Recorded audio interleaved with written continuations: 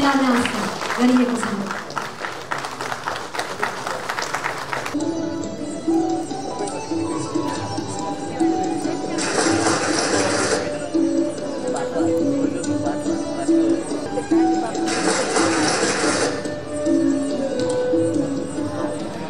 धन्यवाद। विभिन्न दलका नेताजीहरू, प्रदेश सभाका सदस्यज्यूहरू र यहाँ उपस्थित हुनुभएका सम्पूर्ण अतिथि महानुभावहरू, जनप्रतिनिधिहरू र प्रशासन क्षेत्रका राष्ट्रसेवक मित्रहरू, सञ्चारकर्मी साथीहरू, दिदीबहिनी तथा दाजुभाइहरू, आज यो एउटा अत्यन्तै ऐतिहासिक दिन हो, महत्त्वपूर्ण दिन हो। हामीले 8 जिल्लालाई, मध्य प्रदेशका 8 जिल्लालाई छुने गरी र 8 जिल्ला मात्रै होइन 64 वटै प्रदेश सभाहरूलाई छुने गरी, प्रदेश सभाका क्षेत्रहरूलाई छुने गरी र तिनको चौतर्फी विकासलाई प्रभावित गर्ने बाटा, सडकको एकमुष्ट शिलान्यास गरेका छौँ। यस कार्यको सफलताको लागि हार्दिक शुभकामना भन्न चाहन्छु र यो कार्य सबैका प्रयासबाट समयमै गुणस्तरीय ढङ्गले सफल हुनेछ र यसले यस प्रदेशको विकासमा महत्त्वपूर्ण योगदान पुर्याउनेछ भन्ने मैले विश्वास गर्छु। यो प्रदेश एउटा जागरण प्रदेश, इतिहास भएको, इतिहास बोकेको प्रदेश, पवित्र पावन भूमि हो, राम जानकीको भूमि हो, परशुरामको भूमि हो, दशरथको भूमि हो, रामको भूमि हो। यो प्रदेश विश्वामित्रको भूमि हो। यो प्रदेश देवी देवताहरूको भूमि हो। यहाँ प्रसिद्ध तीर्थस्थलहरू छन्। ती तीर्थस्थलहरूको यो भूमि हो। तसर्थ केही समय विभिन्न ऐतिहासिक कारणहरूले यस भूमिको विकास हुन सकेन, यहाँका जनताको विकास हुन सकेन। तर अब बेला आएको छ, यस प्रदेशको विकास अत्यन्तै तीव्र गतिका साथ हुनेछ र यो प्रदेश अरू प्रदेशभन्दा पछाडि पर्ने होइन, अझ अगाडि बढेर विकासको मार्गमा जान्छ। विकासका लागि सुशासन आवश्यक छ। केन्द्रले गर्नुपर्ने सुशासनका लायकका सहयोगका कामहरू केन्द्रबाट हुनेछन्। प्रदेशलाई म आग्रह गर्न चाहन्छु, यहाँका पालिकाहरूलाई म आग्रह गर्न चाहन्छु, पोलिटिकल पार्टीहरूलाई आग्रह गर्न चाहन्छु, यहाँका तमाम जनप्रतिनिधि र जनसमुदायलाई आग्रह गर्न चाहन्छु, सुशासन अरू कसैले कायम गर्ने होइन, हामी आफैले कायम गर्ने हो। हामी आफैले सुशासन कायम गरेर विकासको बाटोमा अगाडि बढ्छौँ। यो जनकभूमि, यो विद्याभूमि, यो ज्ञानको केन्द्र, ऐतिहासिक रूपमा सत्य युगमा, त्रेता युगमा ज्ञानको केन्द्र। त्यसभन्दा पछिका कुराहरू गर्नै परेन। अनेक कविहरू, साहित्यकारहरू, विद्वानहरू, चिन्तकहरू, विद्यापतिदेखि लिएर अनेक चिन्तकहरू यस भूमिमा जन्मिएर ज्ञानको ज्योति। ज्ञान सुरु हुँदा यस ठाउँमा अक्षर आरम्भ भएको थिएन, अक्षरको सुरुवात भएको थिएन। त्यस बेला चिन्तन गर्थे, दर्शनका बारेमा छलफल गर्थे यस ठाउँ। यो त्यति प्राचीन र प्राज्ञिक भूमि। यस महान भूमिले पछौटे हुनुपर्ने वास्तविक कारण थिएन, तर कृत्रिम कारणहरूले गर्दा हामी पछाडि पर्यौँ। अब पछाडि पर्ने जमाना सिद्धियो। आजको यस शिलान्यास कार्यक्रमले अगाडि बढ्ने सन्दर्भमा एउटा नयाँ सङ्कल्प फेरि प्रस्तुत गरेको छ। म तपाईँहरूलाई बधाई दिन चाहन्छु, शुभकामना भन्न चाहन्छु।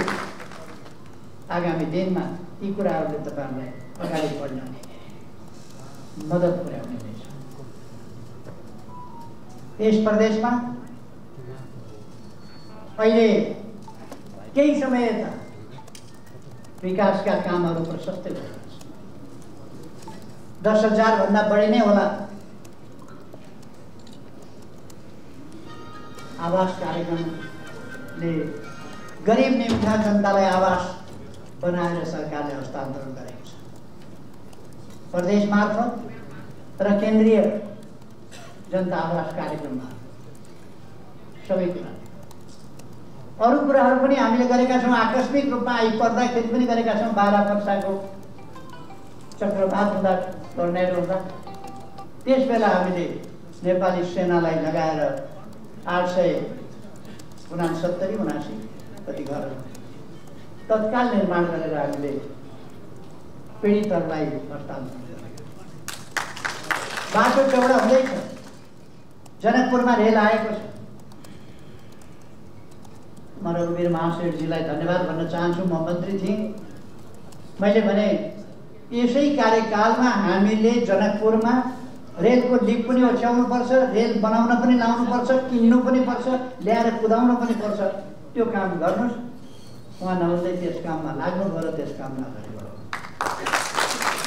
आज जनकपुरमा रेल पुगेको छ, त्यसलाई विस्तार गर्नुहोस्। रेलको बाटो यसै प्रदेशमा अब बर्दिवाससम्म पुर्याउने हाम्रो योजना सधैँ छ। फेरि पूर्व पश्चिम रेलवेका लाइन पनि लागि पनि बाटो काम भइरहेछ। तर म भन्न चाहन्छु त्यसलाई हामी ब्रोड गेज अथवा स्ट्यान्डर्ड गेज कस्तो रेल चलाउँछौँ भन्ने कुराको तय भइसकेपछि र हामीले 6 लेनको 4 लेनको हाइवे बनाउने भइसकेपछि हाइवेको बिचको जुन ग्याप हुन्छ त्यहाँ पिलर उठाएर बिचबिचमा स्टेसन राखेर रेलवे त्यहीँबाट बनाउन सक्छौँ। त्यसै माथिबाट त्यसकारण फाल्तु जमिनको आवश्यकता पर्दैन। अब त्यस बाटोमा लाग्छौँ। केही ठाउँहरूमा मात्रै जहाँ अलिक बढी घुम्ती छ त्यस्तो ठाउँमा मात्रै अरू जमिन हामीले अधिग्रहण गर्नुपर्ने र अर्को एलाइनमेन्ट बनाउनु पर्ने आवश्यकता छ। होइन भने हामी त्यसैबाट चलाउन सक्छौँ। त्यसर्थ यसलाई अलिकति नयाँ ढङ्गले पनि हामी सोचेर अगाडि जाँदैछौँ। जनकपुरमा रेलको सङ्ख्याकै कमी भएको छ। यति रेल पनि खचाखच छ र यहाँ रेलको सङ्ख्या थप्न छ र सुसञ्चालन गर्न जरुरी छ। अर्को कुरा, हाम्रो रेल घाटामा किन जान्छ भने हामी आफ्ना मान्छेहरूलाई ट्रेनिङै दिँदैनौँ। जहिले पनि अरूका मान्छे खरिदेर अनि सञ्चालन गर्न लगाएपछि घाटामा जान्छ। त्यस कारण घाटामा जान नदिनका लागि हामी जनकपुर रेलवे सञ्चालनका लागि मानिसहरूलाई ट्रेनिङ दिने व्यवस्था पनि उद्देश्यबाट गर्दैछौँ। त्यसर्थ म साथीहरूलाई आग्रह गर्न चाहन्छु, तपाईँहरू आत्मविश्वास राखेर अगाडि बढ्नुहोस्। मधेस प्रदेश यति उर्वर, यति समथर छ, यति उर्वर छ, सिँचाइको केन्द्र हो। कोशी यहीँबाट बगेको छ। केही कोशीको सदुपयोग गर्यो भने सबै ठाउँलाई पानी पुग्छ। यसको छेउबाटै गण्डकी बगिया छ, त्यसकै सदुपयोग गर्दा पुग्छ। बागमतीबाट हामीले मरिन खोलामा कोशी सब उसलाई सुनकोशीलाई मरिन खोलामा मिसाएर त्यहाँबाट ल्याएर मधेस सिँचाइ गर्ने कार्यक्रम आरम्भ गरेको छ। तर ठेकदारले ढिलासुस्ती गरेको देखेर सायद ठेक्का तोड्नुपर्ने अवस्था बन्न सक्छ र हामी छिटै निर्णय गर्दैछौँ। या त ठेकदारले तदारुकताका साथ काम अगाडि बढाउनुपर्छ, होइन भने 25 वर्षसम्म बाँझा खेत राखेर मरिन आउँदैछ, डाइभर्सन हुँदैछ, सुनकोशी आउँदैछ भनेर 25 वर्ष पर्खिने त्यो धैर्य त हामीसँग छैन। बनाउन छिटै सक्नुहुन्छ, छिटै बनाउनुहोस्। छिटै बनाउन सक्नुहुन्न भने ठेक्का तोडिनेछ, अर्को ठेकदार तयार हुन्छ, उसले काम गर्ने। अब ढिलासुस्ती सम्झनु। भ्रष्टाचार भन्दा पनि ठुलो अपराध ढिलासुस्ती हो। किनभने भ्रष्टाचारले त 10% भ्रष्टाचार गर्ला, तर यहाँ त त्यो आयोजनाको मूल्य नै 7% बढ्छ। एकातिर आयोजनाका मूल्य 7% बढ्छ, 1000% त त्यसले दिने प्रतिफल, त्यसले दिने उपलब्धि त्यो हाम्रो घुमिरहेको हुन्छ। त्यसकारण यो ढिला सुस्ती भन्ने कुरा भ्रष्टाचार नियन्त्रणमा मात्रै ध्यान दिने होइन, ढिला सुस्ती नियन्त्रणमा पनि अब सरकारको कडाइका साथ ध्यान जानेछ। तसर्थ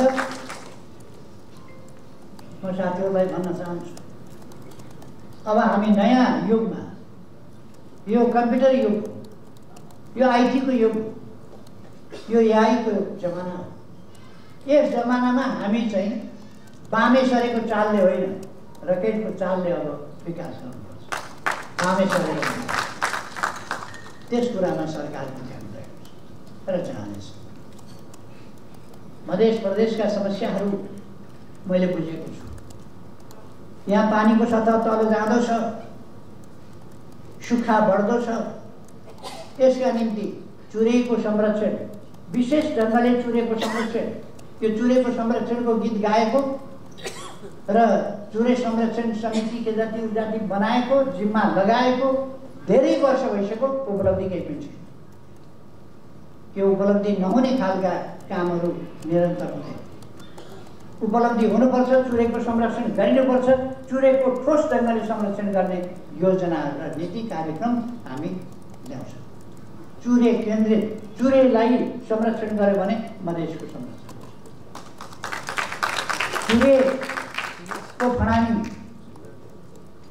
रोकियो भने, पानी सङ्ग्रह गर्न सकियो त्यहाँ भने, त्यहाँ पोखरीहरू नयाँ पोखरीहरू बनाउन सकियो भने, ती पोखरीमा पानी प्रशस्त रहनुपर्छ भन्ने धेरै छैन, ती चुइरहन्छन्। किनभने ग्रान्ड ठाउँ छ। चुनुको अर्थ के हो भने तलतिर मधेस सिंचित हुँदै जान्छ। त्यहाँका पोखरीहरू चुनुपर्छ, चुन्छन् र मधेस सिंचित हुँदै जान्छ। तर पोखरीहरू हामी निर्माण गर्छौँ र मधेसको पानीको सतहलाई माथि उठाउँछौँ। वृक्षारोपणभन्दा बढी वृक्ष जोगाउने काम गर्छौँ। वृक्ष जोगायो भने धेरै रोपण गर्नु पर्दैन। पहिले झार उम्रिन्छ, अलिक पछि अलिक ठुलो झार उम्रिन्छ, अलिक पछि भुट्यान उम्रिन्छ, अलिक पछि ठुलो जातिको प्रजातिको रुख उम्रिन्छ, अलिक पछि दीर्घकालसम्म बाँच्ने खालका प्रजातिका रुखहरू उम्रिन्छन्। त्यो प्राकृतिक नियम हो। तर हामी धैर्यता गर्दैनौँ र छिटै सिधाइदिन्छौँ। त्यसो गरेर विभिन्न वन जङ्गल वन क्षेत्रहरूको संरक्षण, सारनाथ आदिको संरक्षण, ती कुराहरूमा पनि हामीले ध्यान दिनुपर्छ। हामीले औद्योगिक हिसाबले वीरगञ्ज सिमरा एउटा औद्योगिक करिडर बनेको छ, औद्योगिक क्षेत्र बनेको छ। बहुत खुसीको कुरा हो। त्यसकारण उद्योग धन्दाको विकास, उद्योगहरूको स्थापना, सिमरामा औद्योगिक क्षेत्र छ। अरू औद्योगिक क्षेत्रहरूलाई पनि हामी विकास गरेर औद्योगिकरणतर्फ लिएर जानेछौँ, कृषिको आधुनिकीकरणतर्फ लिएर जानेछौँ। र अब यसपछि हामी सुनकोशी कमला डाइभर्सन, सुनकोशी कमला डाइभर्सनबाट मध्य प्रदेशको पूर्वी भेगलाई पनि सिँचाइ गर्ने काम गर्नेछौँ। त्यसो गरेर कोशीबाट नहर निकाल्न सकिने कुरा हो। तल कोशीको सिमानामा गएर नहर निकालेर केही हुँदैन र त्यो नहर यहाँ सिँचाइमा काम नलाग्ने, त्यसरी होइन। माथिबाट फेदबाट नहर निकाल्नु पर्दछ र समुद्र तराईको सिँचाइ गर्नुपर्छ। त्यस ढङ्गले हामी काम गर्छौँ।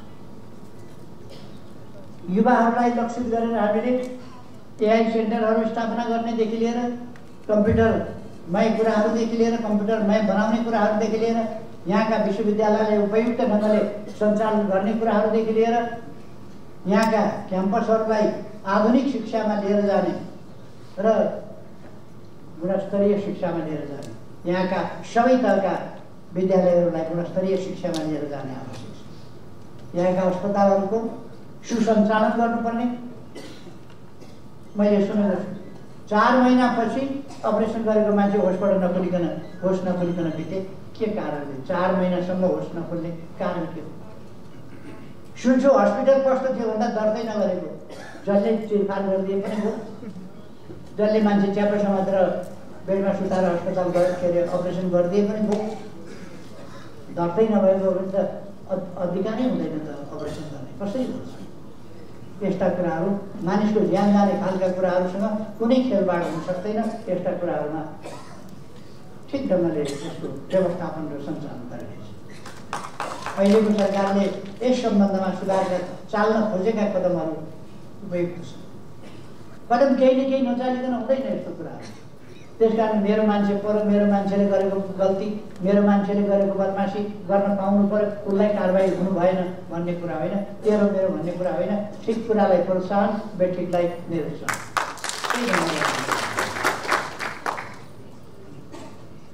त्यस्तै गरेर अरू क्षेत्रहरू, युवाहरूका लागि खेलकुदका क्षेत्रहरू, बेलगञ्जमा रङ्गशाला निर्माण भइरहेको छ। जनकपुरमा मैले त्यति बेलै रङ्गशाला निर्माण गर्न सुरु गरिसकेको कुरा, सुरु गर्ने भनेर त्यसलाई अगाडि बढाइसकेको, जग्गा लोकेसन गरिसकेको, त्यस स्थितिबाट अहिले पनि जनकपुरमा नबन्नु उपयुक्त छैन। हामी यथाशीघ्र नै जनकपुर रङ्गशाला पनि निर्माण कार्यहरू गर्नेछौँ र निर्माण कार्य हुनेछ। यसरी यहाँको विकासका लागि यहाँ तपाईँहरूले यति धेरै बाटाहरू, कमसेकम कति 320 किलोमिटर, 320 किलोमिटर बाटो तपाईँहरूले आज शिलान्यास गरेका ठाउँहरूभित्र पर्दछ, जसले पूर्वदेखि पश्चिमसम्म, उत्तरदेखि दक्षिणसम्म सबै प्रादेशिक निर्वाचन क्षेत्र 64वटै निर्वाचन क्षेत्रहरूलाई समेट्दछ।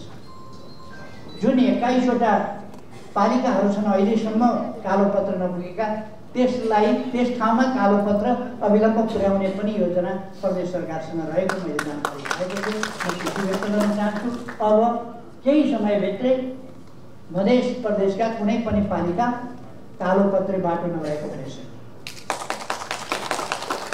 र यहाँ मैले धेरै हस्पिटलहरूको एकैचोटि सुरुवात गरेको थिएँ, विद्यालयहरूको बाटाहरूको सुरुवात गरेको थिएँ। ती केही अलपत्र परेका छन्, तिनलाई फेरि अगाडि बढाउनेछ। आज काठमाडौँमा एउटा धार्मिक ऐतिहासिक चाड पनि पर्छ, मच्छिन्द्रनाथको फोटो देखाउने। त्यसमा सम्माननीय राष्ट्रपतिज्यू पनि उपस्थित हुन जानुपर्छ, उपराष्ट्रपतिज्यू, मैले पनि जानुपर्छ त्यहाँ। र त्यसका लागि मैले पुग्नै पर्नेछ। 4:30 बजे फोटो देखाउने यात्रा हुन्छ। म यहाँबाट हिँडिकन एयरपोर्ट जानु पर्यो, तपाईँहरूसँग बिदा भएर, त्यसपछि बल्ल प्लेन उडेर काठमाडौँ ल्यान्ड गरेर घर गएर औपचारिक पोसाक सेतो दौरा सुरुवाल लाएर अनि त्यहाँ पुग्नुपर्छ 4:30 बजेभित्र। त्यसरी मसँग समय आज रहेन भन्ने कुरा यहाँहरूले बुझ्नुभयो। मैले तपाईँहरूका समस्याहरू पनि बुझेको छु, यहाँका आवासका समस्याहरू बुझेको छु, यहाँका गरिबीका समस्याहरू बुझेको छु, गरिबी निवारणका लागि के कस्तो गर्नुपर्दछ भन्ने कुरा पनि बुझेको छु। यो प्रदेश गरिब हुनै नसक्ने प्रदेश, यति उर्वर प्रदेश कसरी गरिब हुने? तर यो प्रदेश वास्तवमा भन्ने हो भने सबभन्दा पछाडि परेको छ शिक्षा। हुम्ला, मुगु, डोल्पा जस्ता जिल्लाहरू यो यहाँका 72 भन्दा, रौतहट भन्दा, यी जिल्लाहरूभन्दा शिक्षामा अगाडि छन्। कस्तो अचम्म हो। माछापुच्छ्रे गाउँपालिका 94% भन्दा बढी साक्षर छ। इलाम पहाडी गाउँपालिका यो 100% भनेको 97 भन्दा। अन्नपूर्ण गाउँपालिका लगभग 96% साक्षर। त्यस्तो हिमालमा 3 घण्टा धाएर पढेर विद्यार्थीहरू साक्षर छन्। अब यहाँका भन्दा धेरै मान्छे बालबालिकाहरू 3 घण्टा धाएर, 2 घण्टा धाएर, 4 घण्टा धाएर स्कुल पढेका डाक्टरहरू धेरै छन्, इन्जिनियरहरू धेरै छन् यहाँका भन्दा। त्यो स्थिति आइसक्यो। यहाँ के भयो?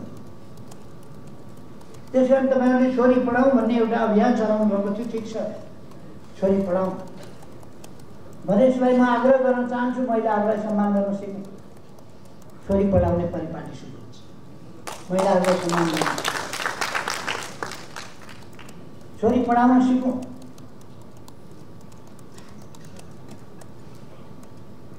साथीहरूलाई भन्न चाहन्छु, म बुढेसकालमा छोराले हेर्छ भन्ने तपाईँहरूलाई खुब परेको छ। छोराले हेर्छ तर छोराले भन्दा अलिक बढी चाहिँ छोरीले हेर्छ है। त्यसकारण छोरी जन्मियो भनेर पिर नमान्नुहोस्, छोरी जन्मियो भने अलिक बढी खुसी हुनुहोस्। जिन्दगीलाई ढुक्कै हो।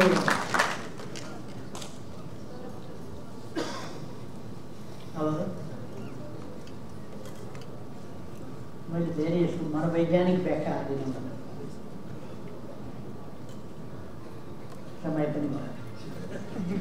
तपाईँहरूले आज जुन एउटा नयाँ सुरुवात गर्नुभएको छ यस प्रदेशमा, यो अत्यन्तै खुसीको कुरा हो। म खुसी व्यक्त गर्न चाहन्छु, शुभकामना भन्न चाहन्छु। आज जुन बाटोहरूको शिलान्यास भएको छ, सफलता छिटै मिलोस्, गुणस्तरीय सफलता मिलोस् है, समयभित्र होस्, गुणस्तरीय होस्। मधेसमा समस्या गुणस्तरीयता, गुणस्तरीय काम होस् भन्ने मेरो आग्रह।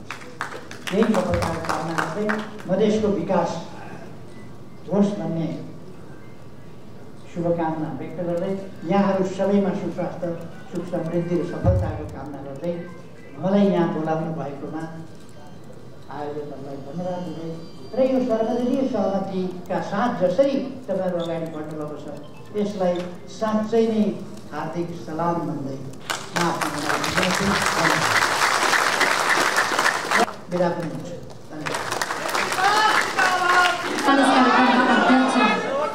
विकास मन्त्री माननीय मन्त्री मायाको चिनो सम्मान्य प्रधानमन्त्री केपी शर्मा ओलीज्यूलाई प्रदान गरिएको छ।